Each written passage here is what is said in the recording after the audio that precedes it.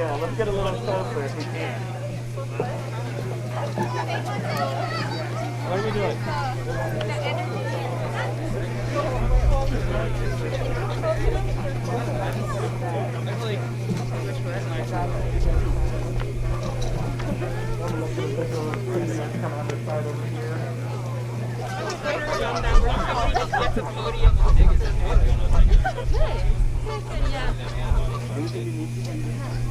Hello, everyone. Hi. Hello. Thank you so much for coming out here today. Yeah, this event, honestly just started as, an idea in my head, and then I messaged Kate Gottsteiner on Facebook, and then that's how this event came to be. So it's really great to see all of you here, out here supporting us, supporting the Asian American community, and supporting me. I do want to give, a special shout out to all of the elected officials that are here today that are also standing in solidarity with us. So thank you to the Kavanaugh family, Senator John and Commissioner Jim. I see that former Senator Ernie Chambers is here, which is really awesome. Thank you so much. And then we also have some mayoral candidates here, so make sure. Yesterday was the last day to register for the early voting ballot, but make sure to get out and vote for your mayor in the primary. And so we have candidates Mark Gudgel, RJ Neary, and Naomi Hadaway here. So thank you so much for showing your support.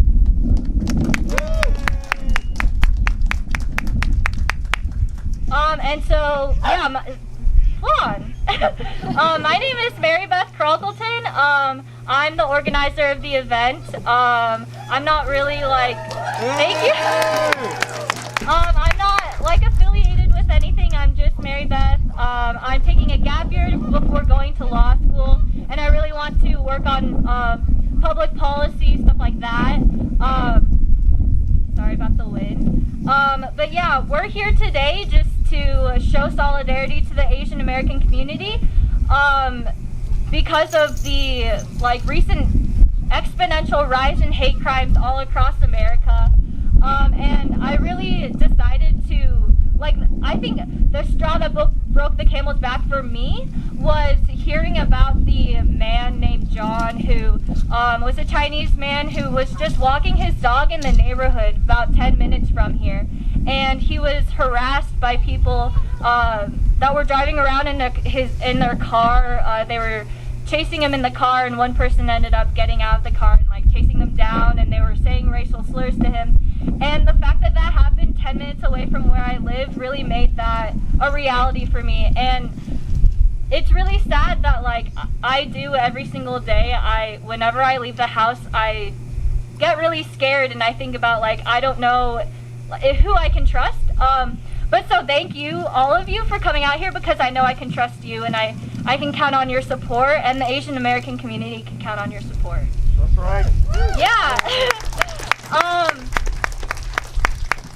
So today I thought for this event that we're going to have a couple of speakers, and then also, if you can see on the podium, there are QR codes that you can scan. All you have to do is open up the photo app on your phone and scan them. Because, it's one thing to come out here or post on social media, but it's another thing to proactively work towards combating racism in your everyday life. And so, on the right side, on your left, there is a sign up, or there is a QR code that you can scan, and it'll bring you to the Stop Asian Hate Community Fund page on GoFundMe. And so you can donate there, and if you also scroll down on that page, you'll be able to see different GoFundMes for families that have been directly affected by Asian American hate that you can donate to. And please donate if you have the means to, only if you have the means to.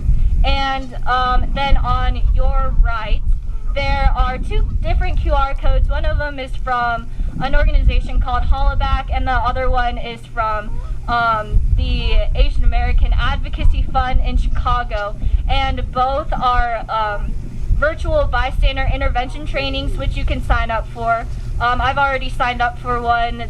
They are reaching capacity pretty fast, which is really cool. But if you would like to sign up for that, that is one way to proactively in your everyday life work towards combating racism. And those bystander trainings are specifically for Asian American hate crimes that are happening.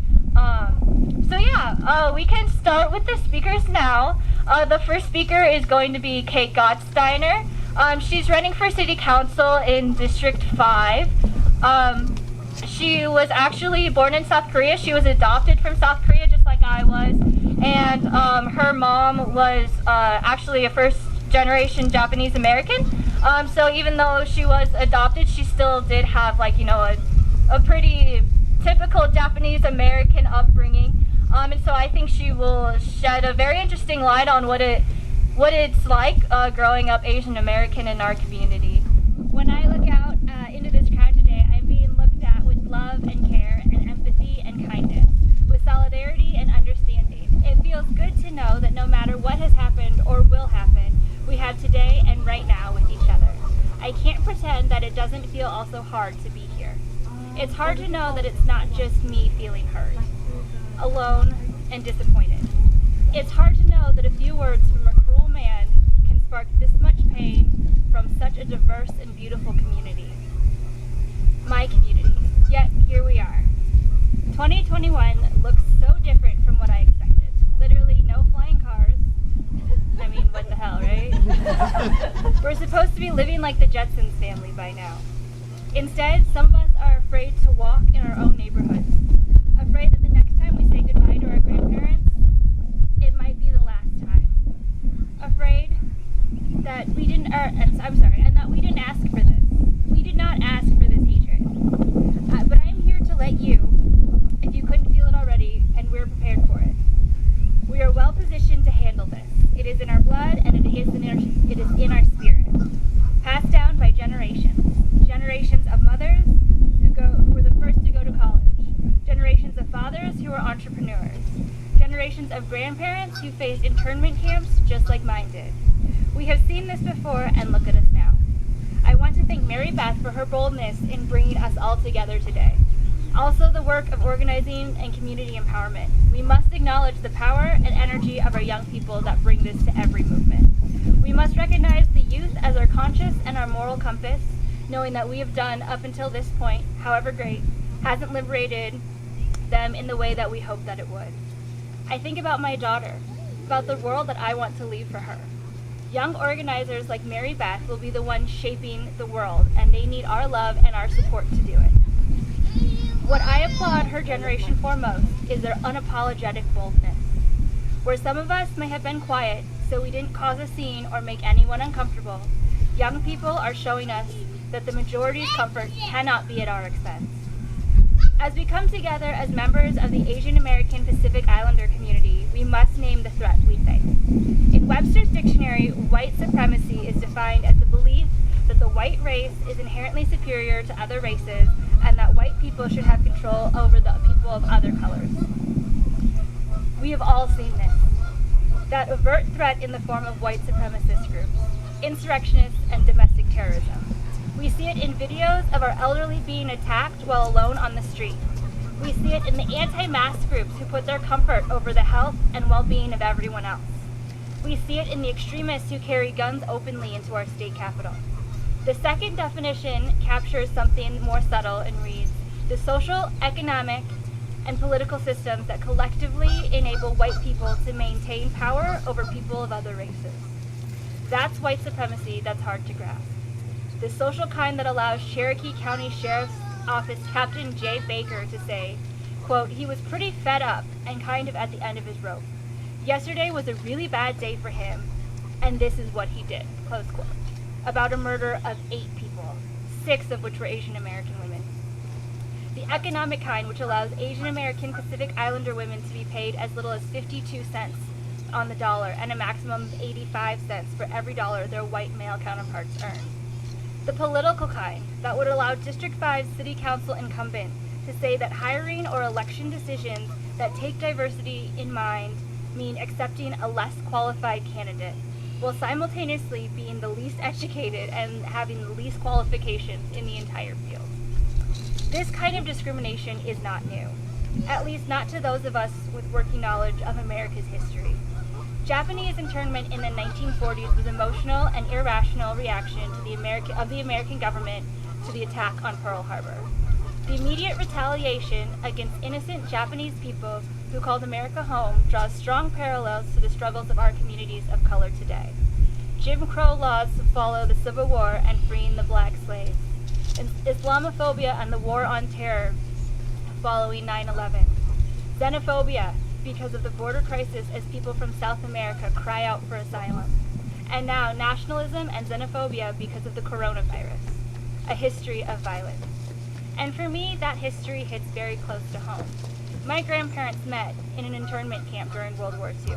I don't know much of this story because my grandfather, Noboru, refused to talk about it. But my grandmother did tell me a little bit about it. Toshi taught Bible study at the internment camp, and she tutored my grandfather while he was interned there.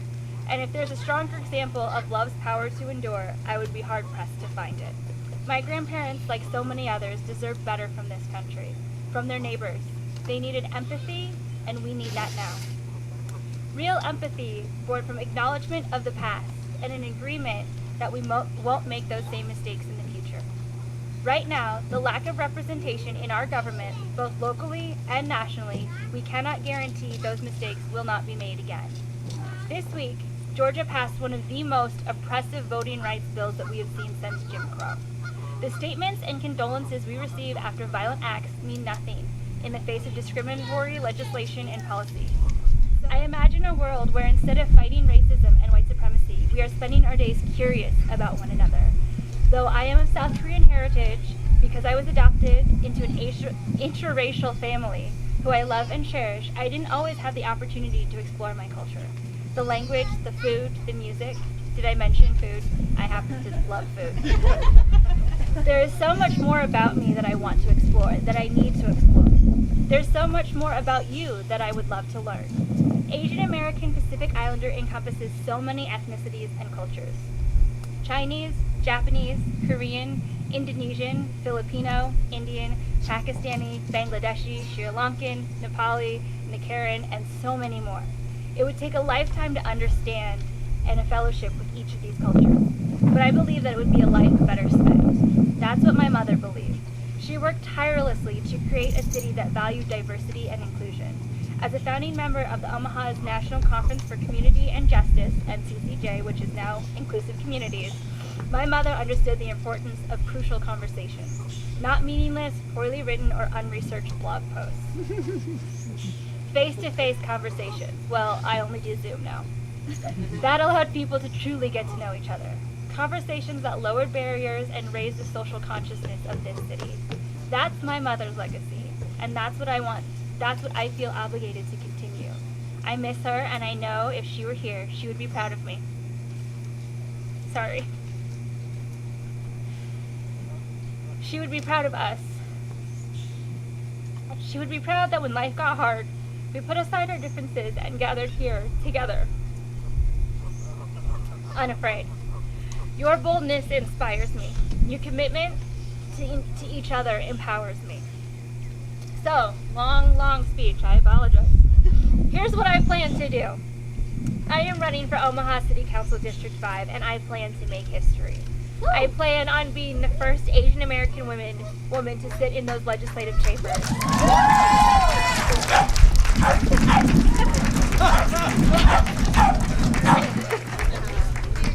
Well, I'm glad I have a dog, so.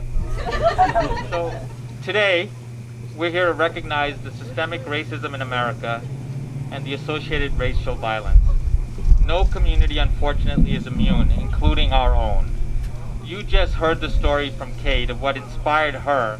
You know, last Tuesday, less than 10 minutes from here, where John, Chinese man, was essentially walking his dog in the afternoon and then was harassed by people in a car, including somebody who chased him. 4 weeks ago, somebody threw a Molotov cocktail at the Nebraska Chinese Association down on Blondo Street. And we'll never, ever forget last year the murder of James Skurlock, and 4 years ago the police murder of Mr. Zachary Bearhills. Now, besides these, there's lots of other stories that occurred that never make the news, such as the killing of 8 people in Atlanta, Georgia, including the 6 Asian women. And yes, you heard the story where the police department said the shooter had a bad day. Well, let me tell you, Asian Americans and Pacific Islanders and many others are having a bad day every day for decades now. And we have to make a change. Now, before I move on, I'd like to thank all of you who made this event possible. Thank you again, Kate, Mary Beth. And thank you all. Give yourself a round of applause, too. You know, you showed up, you participated, you attended, and hopefully you'll donate to the cause. But thank you for coming up and joining us, and really to reflect on how we have weakened this great nation by excluding whole segments of society from achieving the promise of our founding fathers, and how we must act now to be stronger together as friends, neighbors, and a nation. Now, usually when I do these, I love a chant and a refrain, right? Because how can you go to a rally without a chant or a refrain? And I've been thinking, you know, it's a COVID pandemic, so maybe if you chant softly, we'll get away with this, right? So here, this is how it's going to work, right? I'm going to ask, what are you going to do? And your response is going to be, stand up to hate, stand up for love. Can we try that once or twice? Yeah, what are you going to do? Stand up to hate, stand up for love. Oh, good. Okay, we'll try this a couple of times. See how that works. It's about keeping you engaged, you know, for the next couple of minutes. So, America was founded on the ideals of freedom and human dignity. However, racism and hate crimes still, unfortunately, are thriving in America. Ask any Asian in this crowd, and they will tell you their horror stories starting in elementary school. They will tell you of all the times someone has said ching chong directly to their faces, made fun of their accent, asked if they eat dog, been asked to say something in their own language, whatever that happens to be. How many times have we heard, where are you from? No, really, where are you from? Brooklyn? And of course you're smart, you're Asian. Well, that's true, but that's besides the point. So, I am good in math, okay. To the rest of America, it seems that really they just look at us as the model minority. And it's a rite of passage to be commented on about our Asianness at some point in our lives. But we're much more than that, right? We're dads, moms, friends, neighbors. We're artists, teachers, doctors, lawyers. We're Mary Beth, Ali, and John, right? That's who we are. We're unique individuals, and we should be seen for who we are, what we've accomplished, and not what our skin color or what our eyes happen to look like. Numbers, however, tell the bigger story, and of course, Dean of the College of Public Health, you're going to get numbers. So, since the first coronavirus case was discovered in the U.S., the model minority racism, unfortunately, has shifted into a hate crime racism. Right? We've seen 3,000 attacks on Asian Americans and Pacific Islanders in the United States in the last year alone. It's a 150% increase, and that's an underestimate, right? There's a very small proportion of these attacks that ever get reported to the police, let alone to the FBI, to make it into any databases. But last year, 31% of Asian Americans said they were subjected to slurs or racist jokes. 26% feared that someone might threaten or physically attack them. And almost 60% believe that anti-Asian racism has increased since the beginning of the pandemic. And I've got to be honest with you, there's no denying that this uptick in racism and violence was tied to former President Trump and his henchmen. In their effort to hide their failed COVID response, they try to shift the blame, right, by using anti-racist racist rhetoric such as China virus or Kung flu. Absolutely inappropriate. But tragically, this is a reality, and it's been familiar for Asian Americans for far too long. For example, the 1871 massacre that resulted in killing of 10% of the Chinese immigrants in Los Angeles. You just heard the tragic story from Kate of her own grandparents that were interned by President Franklin Roosevelt. So Asian Americans have faced, endured, and fought through discrimination, racism, and violence for hundreds of years. It's not just Asian Americans and Pacific Islanders who are currently facing verbal harassment, physical assault, being coughed or spat on, or being denied service, or facing online harassment. And this number is so astounding, I just, no matter how many times I say it, it just hits me. Over their life course, about 1 in every 1,000 black men can expect to be killed by the police. Latinos, American Indians, American Native men and women are also significantly more likely to be killed by the police. And 1 in 40 adults, so it's 2.7%, close enough, 2.7%, are under some form of correctional supervision in this country. And this is mainly blacks. 6.8 million African Americans are currently locked up. That's 5 times the rate of whites here in America. Women also are especially vulnerable. 15 to 20% of women are subjected to sexual assault and rape. 1 in 4 women suffer from at least one physical assault experience from a partner during their adulthood. So not just Asian Americans, right? But the bias extends to everyday life activities, things that would never cross many of our minds. So for example, half of African Americans experience racial discrimination when trying to rent an apartment or buy a home, something that I'm very sure many in this audience have no idea, wouldn't even think, well, I'm buying a home, what's the big deal? Somebody cares what my race is? Yes, there are people out there who care what your race is when you buy a home or rent an apartment. Or 1/3 of LGBTQ Americans say that they or a friend have been verbally harassed when simply going to use the restroom, right? They can't even go use the restroom without being harassed. And nearly 1 in 5 Latinos have avoided medical care because they're scared of being discriminated against or being treated poorly. And you know, the honest truth is they're right. There are deep health inequities in our society that we need to address. So what are you going to do? Stand up to hate, stand up for love. Perfect. We'll get that down before we're done. Only 2 more pages. So, when do we say enough is enough? When do you say that these are not my values? Right? When do we say that there will never be peace without justice? And when will you no longer be silent about these injustices in our society? And I have to be honest with you, we will not solve this crisis with persecutions and prosecutions after funerals. We need prevention before shootings. Right? Let me say that again. Right? We are not going to solve this crisis with prosecutions after funerals. We need prevention before these shootings happen. Now I look around at me, it's Omaha, thankfully, and none of you were hopefully scared to come here today. Yet, there have been dozens of reports in the past week alone about Asian Americans who were ambushed on their way in New York City to a Stop Asian Hate event, right? So this is going on across America.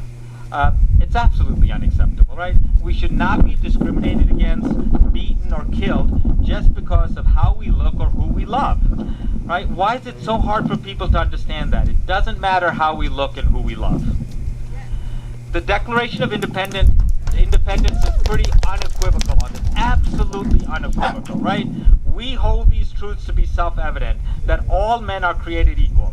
This is true for all genders, for our LGBTQ family, for Hispanics, for blacks, for Native Americans, and for Asian Americans and Pacific Islanders.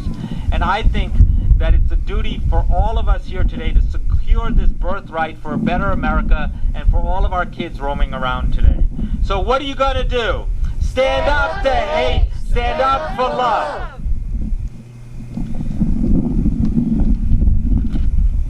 If this goes flying, it's going to be a very interesting last minute of my talk, right? All right, it's okay. This last part is easy, right? So all of you should probably be thinking at this point, Dr. Khan, what can I do to help, right? I got 3 solutions for you, always 3 solutions. The first you already know. What are you going to do? Stand up to hate, stand up for love. That's the number 1 thing you're going to do. And it starts with the hard work of feeling uncomfortable, really, and learning about racism. Read, listen, learn, confront your own biases. No, I'm sorry, nobody can do this for you, right? Your Asian American friend can't do this for you. You need your African American friend can't do this for you. You need to do this on your own. Do that hard work to confront our own biases, many of them unconscious in nature. Then never accept or allow discrimination. Be the light that drives away forces of darkness that hide in the shadows where racism, hate, and misogyny thrive. And if you see, as you heard, a person being targeted for harassment, stand up for them. Speak up about the hateful act and contact law enforcement. You may be scared, but think about that person being attacked or harassed, just like John, who was doing nothing but taking his dog for a walk in the afternoon. And I would remind you of Dr. Martin Luther King, and Commissioner Jim Kavanaugh reminded me of this same quote yesterday. The silence of good people is worse than the brutality of the bad people. This is America. There's a handful of bad people. The majority of Americans are good, decent, hardworking people. Please remember, it's the silence of those good, decent, hardworking people that let this small, very tiny, and hopefully tinier and tinier minority do bad things within our community. So that was the first, right? The second is support local Asian-owned businesses. They started seeing a decline in customers essentially the moment the coronavirus was identified, even before there were cases in the US or these lockdowns. So please seek out and support them. And then finally, get engaged. I talk about civic engagement. You heard from Kate. Vote. I mean, get engaged in politics. Run yourself, right? Get engaged in our community.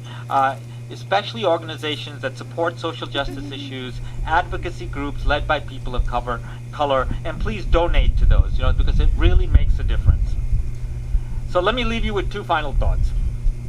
The first is, besides needing to show up today, we really need to continue the fight towards racial justice every waking moment we live in an unjust world. This doesn't end today, this doesn't end tomorrow. This is a fight for every day until we get rid of racial and other forms of injustice within our community. And I want to also remind you, and I think people forget this often, is the power you all have. You really do have the power within you individually and collectively to make change in our communities, right? To make a difference in the life of everybody in Omaha, everybody in Nebraska, and create a better nation for all of us. Let me end there. Thank you Thank you, everybody. Have a great weekend. And what are you going to do? Stand up for love. Stand up for love. Any person born of a man and a woman is a human being, and every human being is my brother and my sister. And to the extent possible, I believe that I am my brother and my sister's keeper.